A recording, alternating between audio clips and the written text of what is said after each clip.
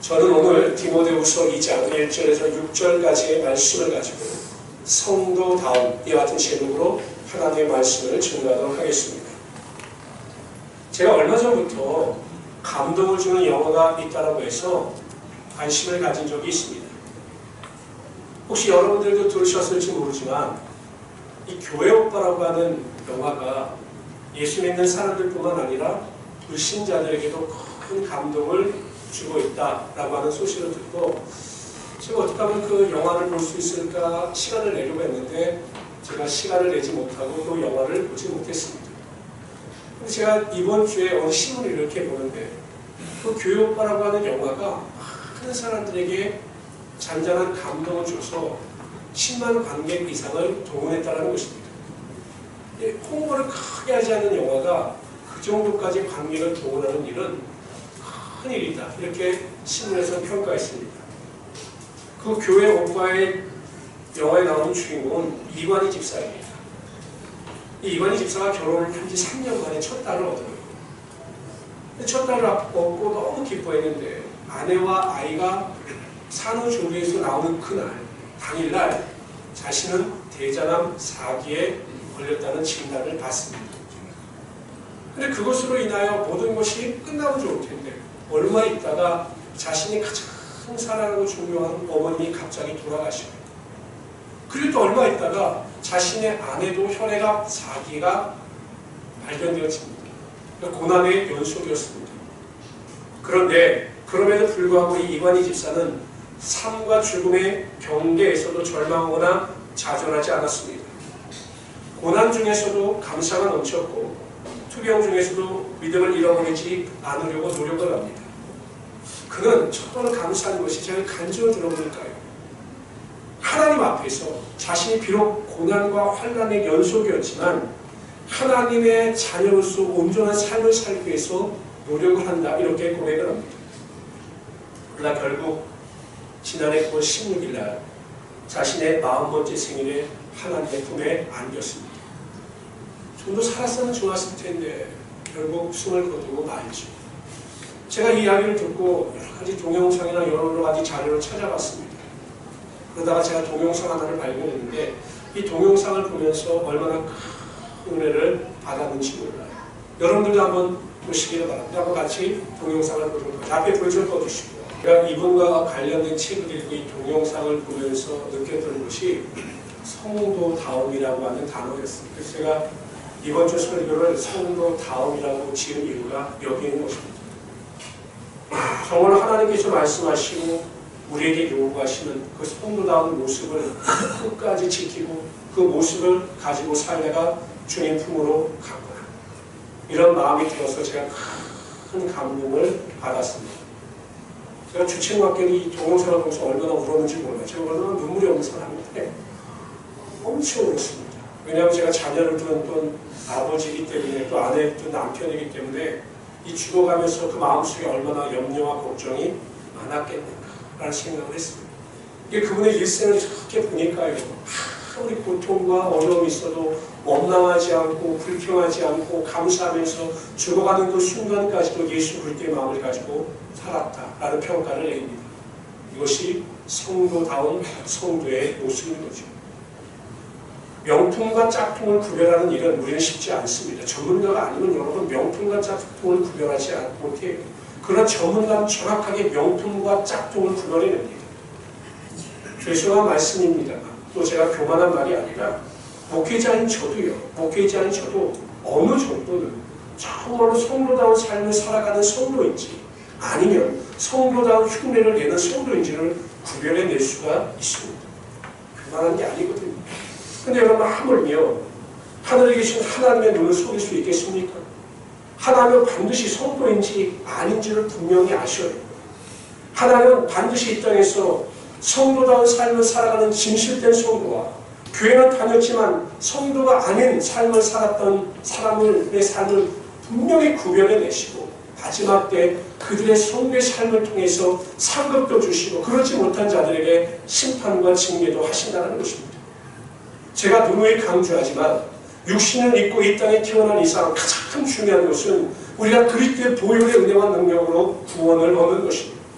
그리고 나서 그 구원의 은혜에 감사하여 성도다운 삶을 살아감으로 하나님 나라의 상급을 쌓는 것이 우리 믿는 성도들이 취해야 되는 가장 중요한 삶의 본분인 것이죠. 저는 그래서 오늘 이 시간 우리가 이 세상을 살아갈 때 과연 어떻게 사는 것이 성도다운 성도의 삶인가에 대해서 진지하게 고민하고 여러분들에게 말씀드리고자 합니다. 오늘 본문 말씀을 보면 성도다운 삶을 살아가는 삶이 어떠한 삶인가에 대하여 비유로 말씀하고 있습니다. 첫 번째로 성도다운 삶을 살아가는 성도는 좋은 군사와 같은 삶을 살아간다고 말하고 있습니다. 사도 바울은 살아가는 제자 디모데에게, 아들과 같은 디모데에게 가장 먼저 너는 좋은 군사가 되어야 한다, 훌륭한 군사가 되어야 한다라고 말을 합니다. 그러면서 좋은 군사는 어떤 군사인가에 대하여 자세하게 설명을 합니다. 첫 번째로 좋은 군사는 고난을 받는 군사다라고 밝히고 있습니다.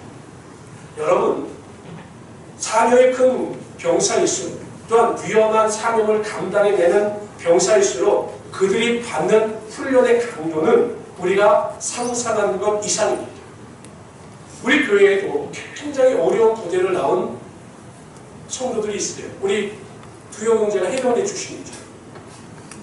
제가 잘못 알았습니까? 맞습니다.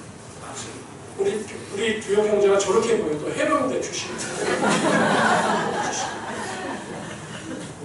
훈련이 굉장히 힘들지 않습니까?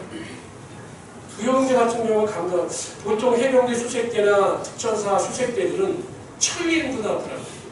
천리가 여기 400km, 거의 부산까지 걸어가는데 평지를 걸어가는 것이 아니라 보통 산을 걸어가요.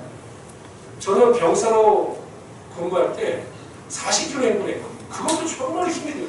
근데 그게 10배인 훈련을 하는 그 특수부대의 사람들은 그 훈련의 강도가 얼마나 강하겠습니까? 근데 그 훈련의 강도가 강한 것만큼 그들은 강한 군사, 훌륭한 군사가 될 수가 있는 것이죠. 바로 그것을 염두에 두고 하나님께서는 좋은 군사가 되기 위하여 훈련을 받아야 한다라고 말씀하시면서 그 훈련의 요소가 무엇이냐? 고난이라고 이렇게 말씀하셔요. 보통 성경은 우리에게 제자가 되라 말씀하시죠. 제자. 여러분, 제자가 영어로 disciple입니다. disciple. 아시는 분들은 아시겠지만 영어로 disciple이에요. 근데 훈련하다, 훈련을 받다라고 하는 영어가 discipline입니다. 그러니까 훈련을 받는 discipline과 제자라고 하는 disciple의 어근이 같아요. 무엇이냐?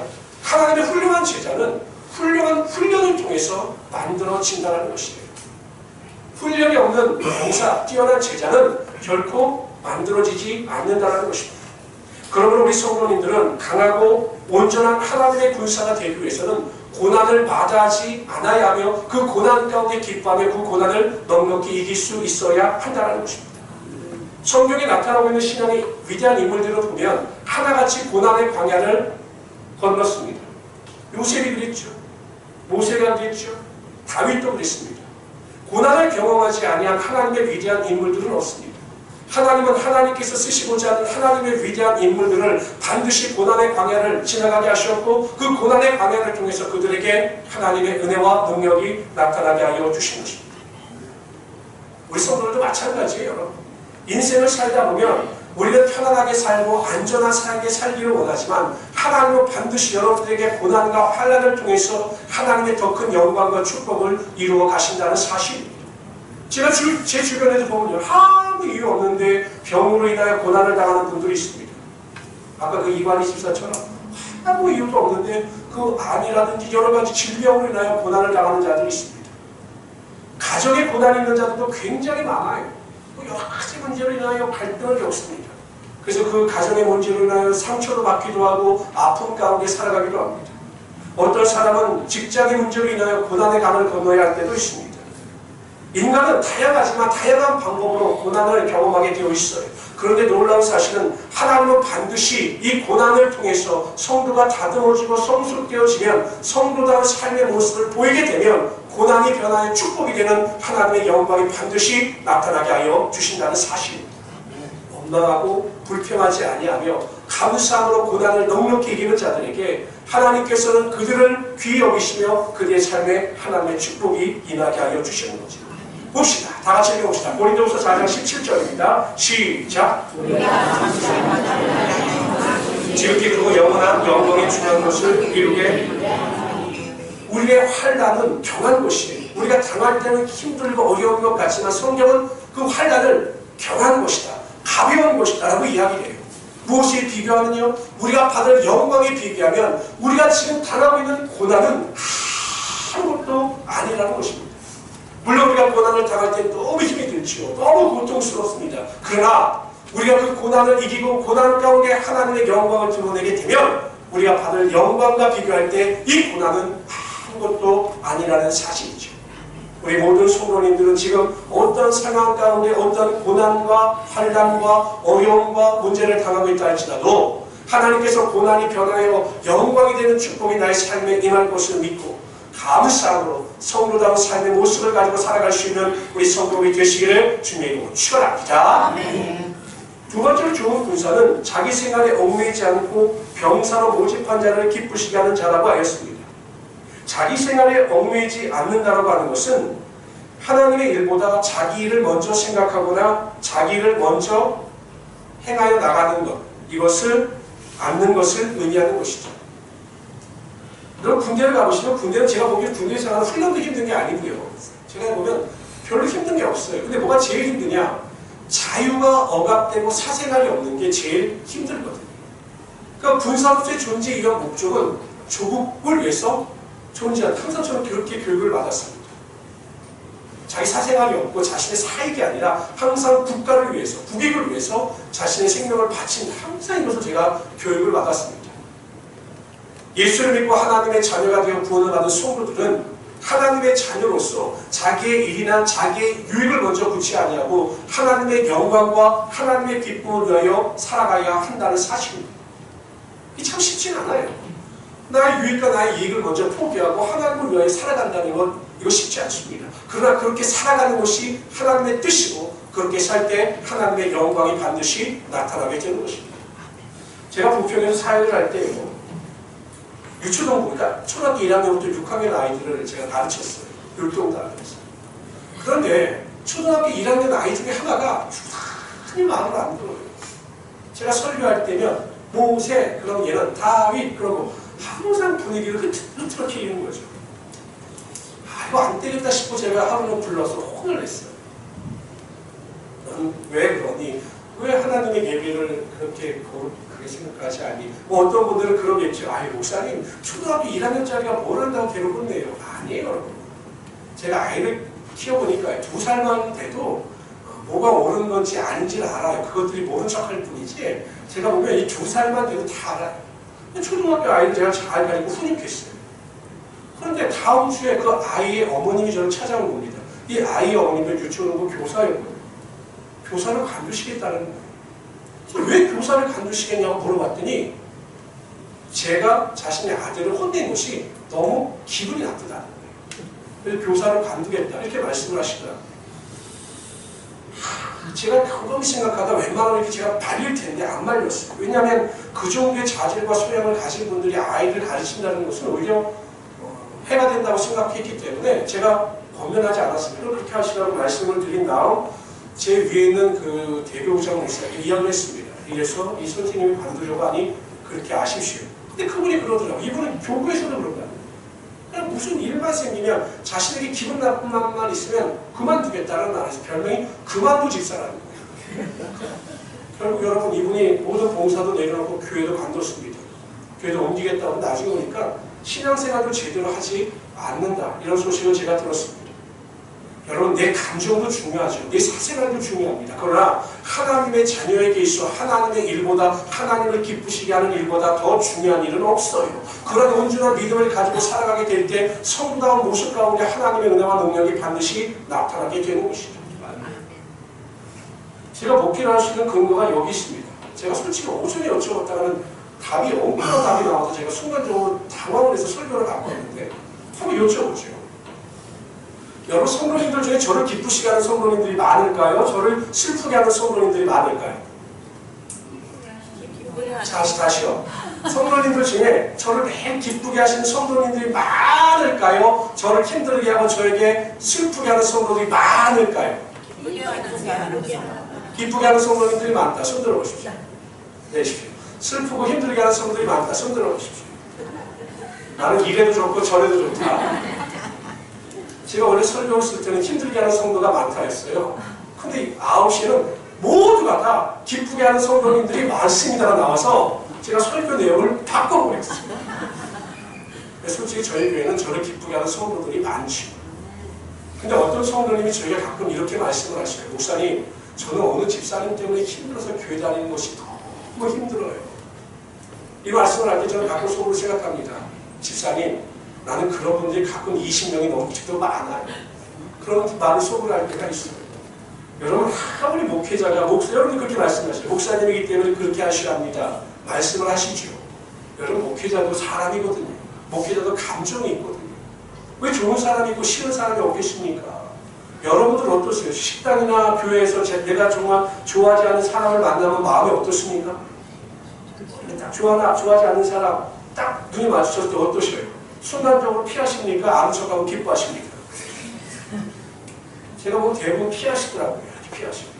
생각해보세요. 만약에 제가 성도들 중에 누군가를 좋아하지 않고 싫어한다면 그분은 설교 내내 바라봐야 합니다. 보통 일주일, 한 달, 두 달, 세 달, 네 달 매일 그분을 바라보면서 설교를 한다? 제가 설교할 수 있겠습니까? 제가 목회자로서 매일 하나님께 하는 기도가 그런 거거든요. 하나님, 제 개인의 생각이나 감정이나 뜻을 이루지 않게 하시고 항상 제가 하나님을 기쁘시게 하는 일을 행하여 나갈 수 있도록 도와주십시오. 하나님의 뜻은 한 영혼을 쳐다보다 귀하게 여기는 건 아니시겠습니까? 저는 성도들을 사랑할 수 있는 믿음도 은혜도 없습니다. 하나님께서 나에게 그런 은혜를 부어주셔야 모든 성도들을 사랑할 수 있고 하나님을 기쁘시게 하는 일을 할 수가 있습니다. 하나님 저에게 힘과 지혜와 능력과 믿음을 주십시오 라고 매일 기도합니다. 그래서 제가 사역을 감당해 나갈 수 있게 되는 것이죠. 성도 여러분, 목회자이기 때문에가 아니에요. 성경에 보세요.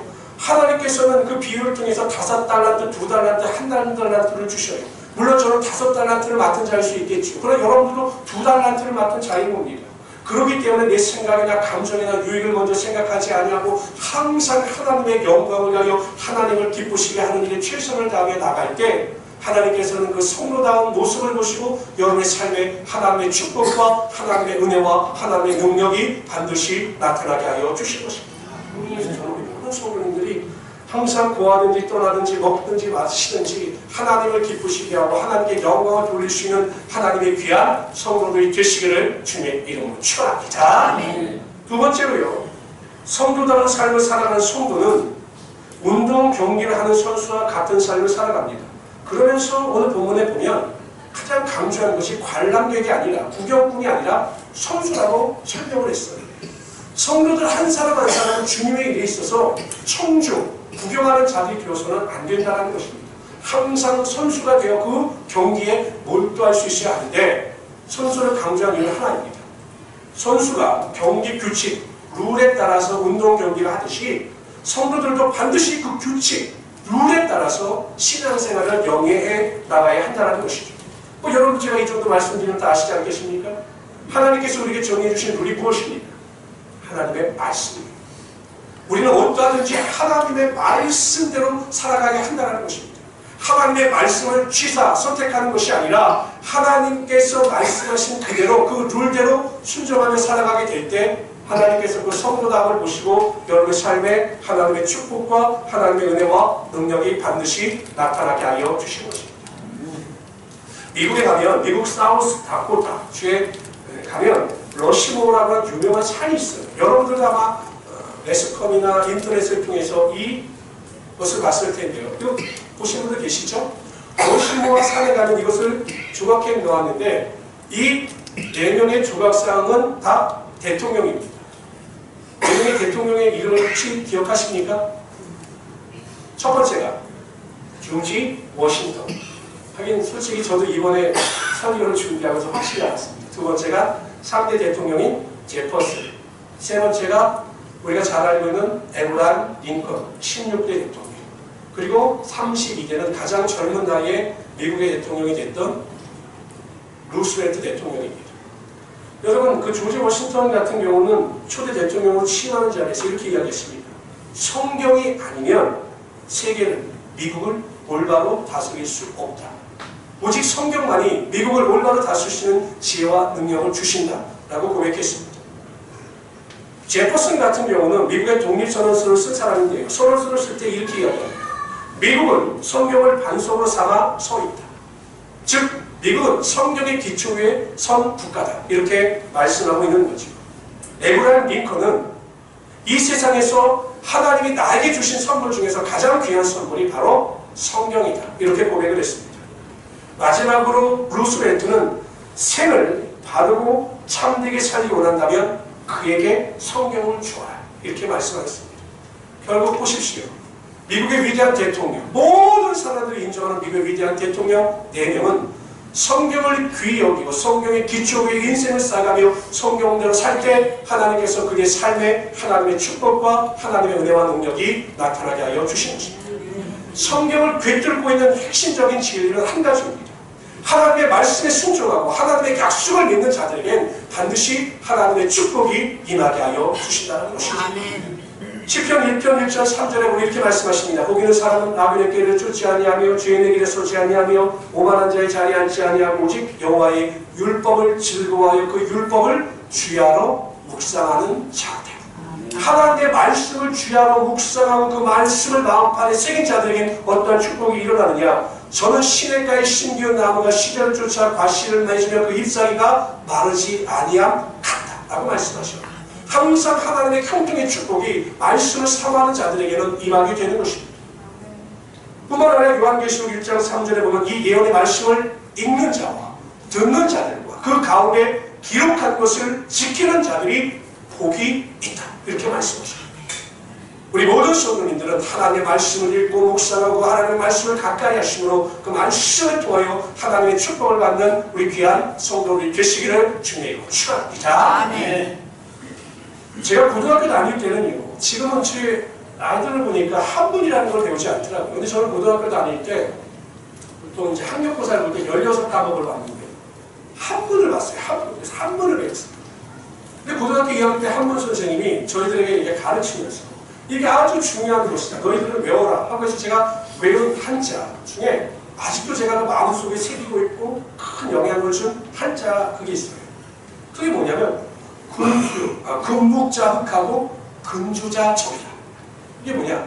묵을 가까이 하면 검은색이 옷에 묻고 붉은색을 가까이 하면 붉은색이 옷에 묻는다는 거예요. 그러니까 묵을 가까이 하면 몸에서 묵향기가 난다는 거죠. 생선을 싼 송이에서는 생선 비린내가 나고 고기를 싼 그 종이에서는 그 고기 비린내가 나듯이 우리가 어떠한 마음과 생각을 가지고 무엇을 가까이 하느냐에 따라 그것에 영향을 받는다는 것입니다. 제가 성도들이나 혹시 세상 사람들 이렇게 이야기를 해보면요. 투기에 사로잡혀 있는 사람들은요. 만나기만 하면 땅하고 아파트 이야기만 합니다. 그냥 만나면 아파트가 어디 어떠고 어디가 개발되고 어디 사도 좋고 맨날 이야기만 합니다. 직장만 생각하는 사람은 직장 이야기만 해요. 어디 직장이 좋다, 나 월급은 어디 이야기합니다. 자녀에 사로잡혀 있는 사람들이 만나기만 하면 자녀 자랑입니다. 자녀 자랑. 우리 아들이 어떻고 우리 딸이 어떻고 뭐 우리 며느리가 어떻고 맨날 이야기만 해요. 당신의 이야기는 없어요. 자존감이 낮은 사람들을 만나면 맨날 다른 사람을 비판하고 다른 사람을 원망하는 이야기만 합니다. 하나님의 말씀에 사로잡힌 사람들을 만나면 하나님의 말씀 이야기를 하고 무슨 이야기를 하든 하나님의 말씀과 관련된 은혜로운 이야기를 하는 것을 저는 보게 됩니다.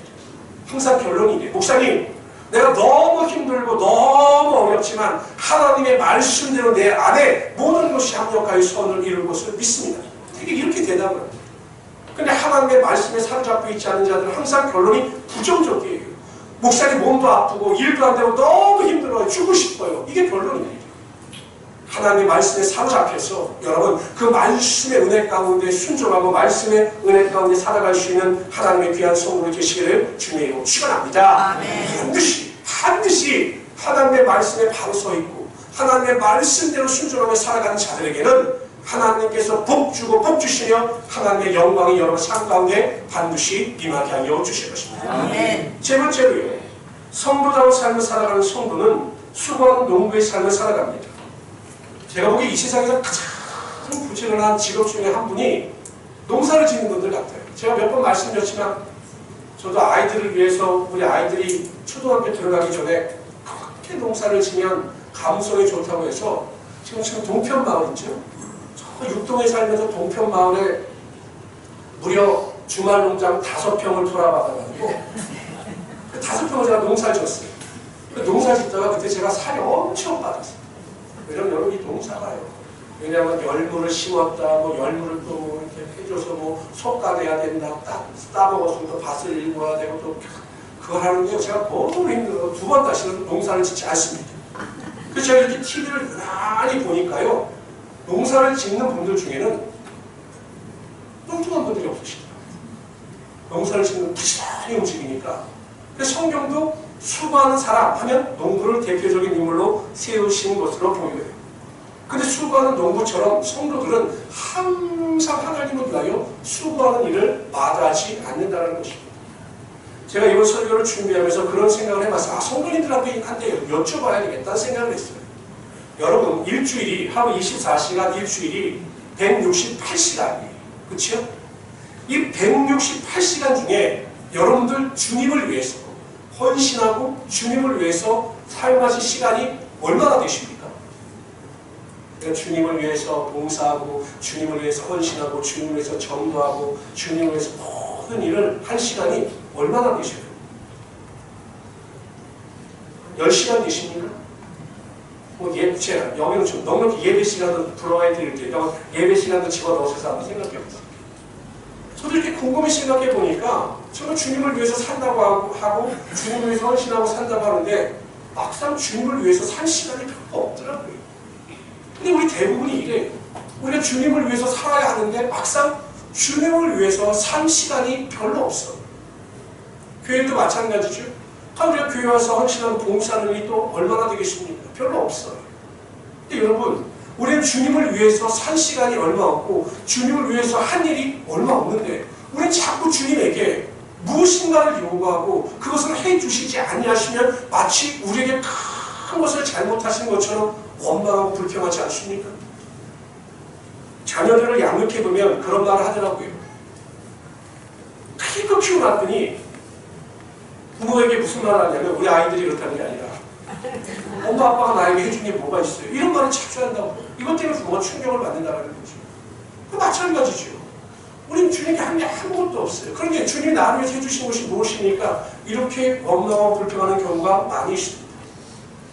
케네디 대통령이 가장 미국이 국제적으로 어려울 때 대통령이 취임을 해요. 그때 유명한 말을 합니다. 여러분, 국가가 여러분들을 위해서 무엇을 해줄까를 생각하지 말고 여러분들이 국가를 위해서 할 수 있는 일이 무엇인가를 생각해 보시길 바랍니다. 그 말에 미국이 열광합니다. 그리고 미국이 하나가 돼요. 그래서 쿠바 문제라든지 여러 가지 문제를 다 해결해 나갑니다. 성도 여러분, 하나님이 나를 위해서 무엇을 해주실까를 먼저 생각하면 그 일로 인하여 우리가 실망하고 낙심할 때가 너무나 많아요. 절대 하나님이 나를 위해서 무엇을 해주실까, 교회가 나를 위해서 무엇을 해줄까를 생각하고 기대하기 이전에 내가 하나님을 위해서 무엇을 할까, 내가 하나님을 위해서 무엇을 드릴까를 먼저 생각한다면 하나님께서 그 마음을 받아주시고 우리가 온전히 하나님께 드리지 못했다 할지라도 우리의 삶의 성로다움을 보시고 하나님의 축복과 은혜와 능력이 반드시 나타나게 하여 주신 것입니다. 저는 우리 모든 성도님들이 어차피 우리의 육신은 썩어 없어져요. 그렇지 않아요? 그러나 썩어지는 없어지는 육신이 아니라 주님을 위해서 열심히 살다가 내 인생과 내 육신이 다 없어질 정도로 최선을 다하며 하나님의 영광을 위하며 살아갈 수 있는 귀한 하나님의 성도들이 되시기를 주님의 이름으로 축원합니다. 아멘. 어느 학생이 서당에 천장을 배우고 나왔습니다. 그때는 훈장 선생님이 그 학생에게 사람인 자 5을 이렇게 써서 보여주는 거예요. 그리고 그 학생에게 묻습니다. 이 뜻이 무엇인지 아는가? 라고 물어요. 한번 여러분들에게 여쭤보지요. 사람인 자 5개를 딱 써놓고 이 뜻이 무엇인지 아십니까? 라고 물어본다면 이 사람인 자 5개를 쓴 그 글의 의미가 무엇일까요? 못 맞힐 것 같아요. 그런데 학생이 못 맞히니까 그 훈장 선생님이 정답을 알려주었습니다. 이렇게 말을 하는 거죠. 사람이 사람다워야, 사람이 사람다워야 사람이지, 사람이라고 다 사람이냐, 이 뜻이었어요. 사람답지 않은 사람이 학문을 배우면 오히려 독이 된다는 것입니다. 그러나 사람다운 사람이 학문을 배워 익히면 그것이 큰 유익을 가져다 준다는 거죠. 제가 이 이야기를 듣고 그 생각을 했습니다. 아하! 그럼 나도 써먹어봐야 되겠다. 성도다워야 성도지. 성도라고 다 성도냐. 또 목사라고 다 목사냐. 목사가 목사다워야지 목사지. 전대로 제가 이렇게 인용을 해봤습니다. 맞아요. 우리가 흔히 착각하는 것 중에 하나가 이런 거예요. 우리가 주일날 예배를 드리고 교회 예식에 참여한다고 해서 나는 성도다 생각을 하시는데 아니에요. 그건 교인입니다. 성도는 누구입니까? 예수님께서 나를 위하여 내 죄를 담당하시고 십자가에 달려 돌아가시고 나를 위하여 사흘 만에 부활하셔서 나에게 영생의 축복을 선물로 허락하여 주시고 나를 위하여 하나님의 자녀 삼아주신 것, 영생의 은혜와 선물을 주신 것을 철저하게 믿는 자들이에요. 나의 죄인됨을 인식하고 고백하면서 내 죄됨을 인하여 괴로워하고 그럼에도 불구하고 하나님의 은혜가 나를 구원하였음에 감사함으로 그 새와 같은 마음을 가지고 온유함과 겸손함을 가지고 살아가는 자들이 성도입니다. 그런데 우리는 성도다운 모습, 성도다운 믿음을 가지고 있지 않으면서 마치 성도다운 것처럼 착각하고 살아갈 때가 너무나 많다는 거죠. 사람들은 굉장히 자기 자신에게 대하여 믿음에 대해서 관대합니다. 자기 자신의 믿음에 대해 저는 많은 성도들 만나보지만 내 믿음에 문제가 있고 내 믿음이 부족하다고 인정하는 사람들보다는 내 믿음은 문제가 없다라고 생각하는 분들이 많아요. 물론 믿음을 판단할 수 있는 유일하신 분은 하나님이시지만 성령에 비추어 우리의 믿음을 점검해 볼 수 있지 않겠습니까? 끊임없이 우리는 우리의 믿음과 신앙의 태도를 하나님의 말씀에 비추어 봐야 합니다. 항상 기뻐하고 있는가? 쉬지 않고 기도하고 있는가? 범사에 감사하고 있는가? 깨어서 기도하고 있는가? 하나님의 은혜 가운데 거하고 있는가? 원망과 불평하지 않고 있는가? 이거 항상 점검해 봐야 우리가 우리의 성도다움을 체크할 수 있게 된다는 것입니다. 저는 우리 모든 성도분들이 성도가 성도다운 모습을 가지고 하나님의 영광을 위하여 살아가시고 하나님의 큰 축복과 은혜를 누리며 살아갈 수 있는 우리 성도들이 되시기를 주님의 이름으로 축원합니다. 그러면 첫 번째 좋은 불사가 되십시오. 하나님의 고난, 연단의 훈련을 마다하지 마십시오. 하나님은 다양한 방법으로 여러분들을 연단하십니다. 가정을 통해서, 사람을 통해서, 물질을 통해서, 병을 통해서 여러분들을 연단하고 훈련하셔요. 그럴 때 원망하고 불평할 것이 아니라 그 고난과 환난을 믿음으로 받아들여서 감사로 기도할 때 고난이 변화의 영광이 되는 하나님의 축복이 나타나게 될 것입니다. 두 번째, 내 만족과 내 유익을 위해서가 아니라 하나님의 기쁨과 영광을 위해서 살아갈 수 있는 우리 성도들이 되시기를 바랍니다. 아멘. 두 번째, 경계하는 자가 되어 철저하게 하나님의 말씀에 기초한 삶을 살아가시기를 바랍니다. 세 번째, 수고하는 농부처럼 항상 주님이 세우신 교회와 주님을 위하여 헌신과 수고를 아끼지 않는 그런 삶을 살아갈 수 있는 하나님의 귀한 성도들이 되시기를 주님의 이름으로 축원합니다. 기도합시다.